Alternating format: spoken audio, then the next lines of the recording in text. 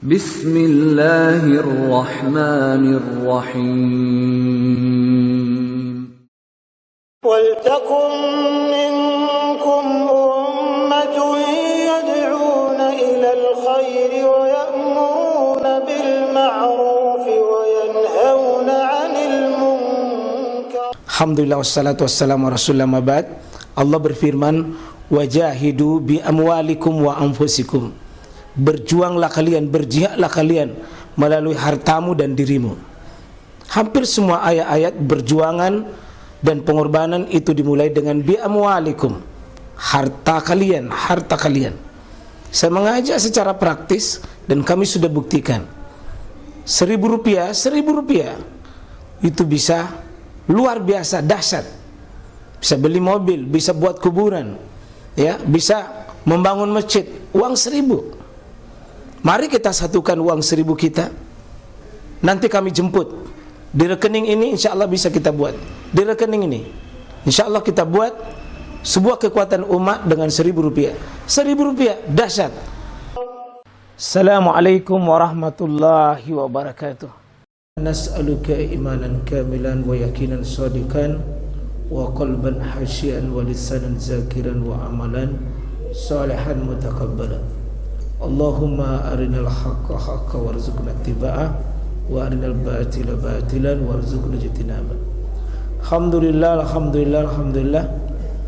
Kita bersyukur pada Allah dimudahkan kita hadir di majelis ilmu, insyaallah bisa menambah semangat ketaatan kita mengamalkan agama kita. Kita bersyukur kepada Allah dimudahkan dalam mengambil waktu yang terbaik. Kita hadir di majelis ilmu ini sudah kita memudahkan langkah kita untuk menuju ke jannah Allah Subhanahu wa taala. Semoga insyaallah kehadiran kita menambah keberkahan hidup kita, menambah keberkahan waktu yang Allah siapkan buat kita insyaallah. Semoga dengan ilmu yang kita pahami, ilmu yang kita ketahui bisa memudahkan kita mengamalkan agama kita insyaallah. Jamaah yang dirahmati, dimuliakan oleh Allah Subhanahu wa taala, di kesempatan kali ini insyaallah kita akan melanjutkan pembahasan di kitab Umdatul Ahkam oleh Syekh Abdul Ghani Al-Maqdisi, seorang ahli hadis sekaligus beliau adalah ahli fikih yang telah membantu kita untuk mengumpulkan hadis-hadis yang sifatnya umdah fil ahkam, sifatnya dasar dalam perkara-perkara hukum, dan kita tidak ragukan kesahihannya karena semua hadis ini diambil dari kitab Sahih Bukhari dan Sahih Muslim. Kita bersyukur sekali, berterima kasih dengan ilmu beliau yang mengantarkan kita belajar hadis-hadis yang sifatnya ahkam, yang sifatnya hukum, yang terutama berkaitan dengan ibadah-ibadah keseharian kita. Dalam perkara ini ibadah solat yang sifatnya jami, ya, sifatnya jami, karena pembahasan solat dikumpul oleh beliau dalam satu bab yang beragam isinya, tapi temanya sama, tema solat. Di hadis ini insyaallah kita akan bahas hadis an Jabir bin Abdullah.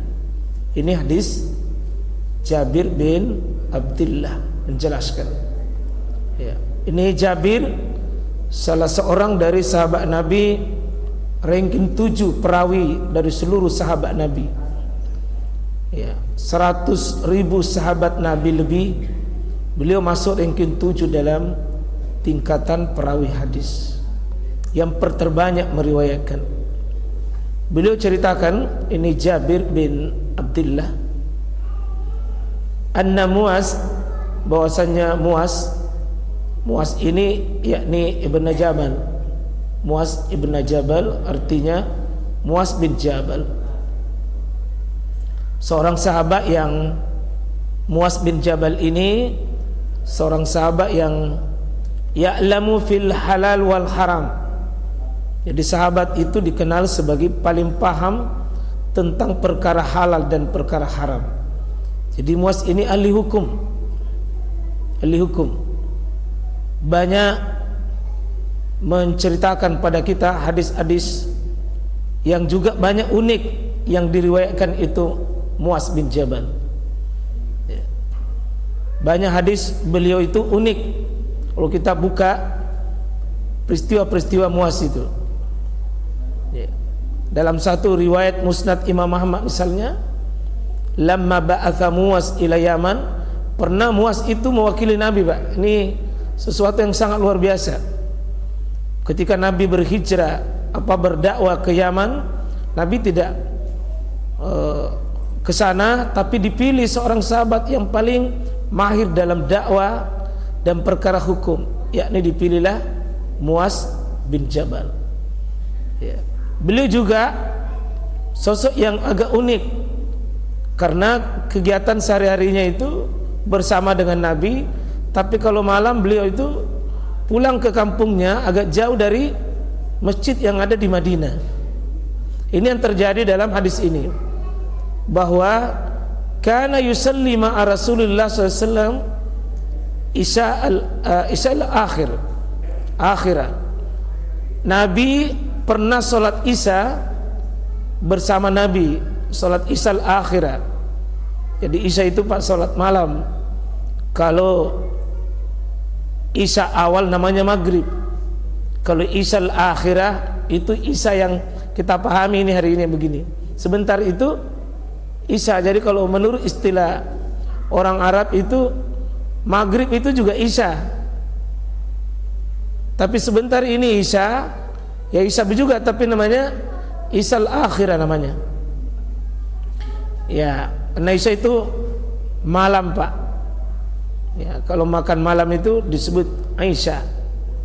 Ya, itu disebut isya akhirah. Ya. Jadi dia sholat isya bersama Nabi. Ya. Jadi bersama Nabi, summa yarji ila qaumi, kemudian dia pulang ke kaumnya. Di rumahnya Muaz ini, kaumnya, ya kira-kira kalau di sini Pak, di sini dengan kembali ke Antang gitu. Kira-kira kembali ke Antang, ya, cukup jauh kampungnya Muaz itu. Ya. Dan sesudah sholat isya bersama Nabi, ternyata fayusalli bihim tilkas salat, maka beliau ulangi sholatnya di sana bersama dengan kaumnya dengan sholat yang sama, yaitu sholat isya. Nah, ini ternyata dimasukkan oleh Syekh dalam hadis ini, dalam kitab ini. Jadi kita bedah dulu kasusnya. Sholat isya bersama Nabi itu salat wajib. Kemudian sholat isya bersama kaumnya itu sunnah. Sholat isya bersama Nabi beliau makmum. Sholat isya bersama kaumnya itu beliau imam. Beliau imam. Nah, nanti banyak hukum yang akan kita bahas di sini. Ini masuk dalam bab pembahasan ulama namanya iyadatus shalah. Iyadatus shalah artinya bab mengulangi sholat. Nanti pada bab iyadatus shalah, bab pengulangan sholat Pak, itu banyak sebab. Seseorang bisa mengulangi sholatnya karena beberapa sebab. Kalau di sini dia ulangi sholatnya bersama Nabi, dia ulangi sholatnya bersama kaumnya. Sholat isya bersama Nabi, kemudian nanti dia ulangi lagi sholatnya bersama kaumnya. Itu bisa. Ya, banyak sebab. Kalau kita nanti kumpulkan hadis-hadis bab iyadatus shalah, ada diulangi salat karena ya mungkin dia sudah salat bersama dengan Nabi, salat di rumahnya, kemudian dia pergi di masjid, masih dia dapati jamaah, boleh diulangi. Ya, misalnya saya pernah terjadi, saya mau ceramah di Cenderawasih, saya singkat salat subuh di Alauddin. Saya khawatir tidak dapat lagi jamaah. Saya sampai di Cenderawasih, orang masih sholat, maka saya bergabung sholat subuh. Ya, karena banyak hadis menjelaskan.